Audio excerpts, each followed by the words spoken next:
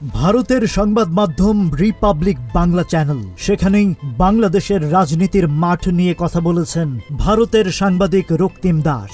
মত প্রকাশ করতে গিয়ে তিনি বলেছেন, আওয়ামী লীগের সঙ্গে যৌথ মঞ্চ করে ডক্টর ইউনূসকে সরাতে রাস্তায় নামতে বাধ্য হবে বিএনপি। তিনি ভবিষ্যৎবাণী করেছেন যে বিএনপি খুব দ্রুত ভারত বন্ধু হওয়ার চেষ্টা করবে। রক্তিম দাস বলেছেন, বিএনপি যেভাবে আজকে ভারত বিরোধিতা করছে, সেই বিএনপি ভারত বিরোধিতার জায়গা ছুঁড়ে ফেলে দিয়ে ভারতের কাছে আসতে চাইবে, কারণ ভারতই পারে একমাত্র নির্বাচনটা দিতে বাধ্য করাতে। তাই বিএনপি খুব দ্রুত ভারত বন্ধু হওয়ার চেষ্টা শুরু করবে, আর কদিনের মধ্যেই আমি ভবিষ্যৎবাণী করে দিচ্ছি।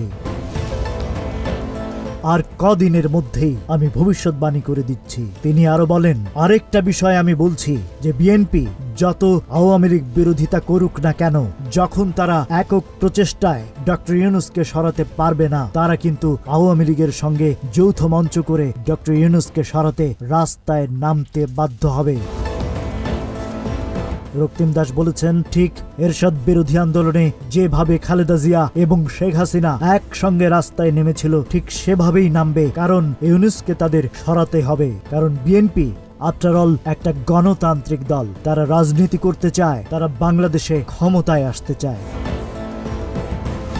Rajib Raihan, news flash 71।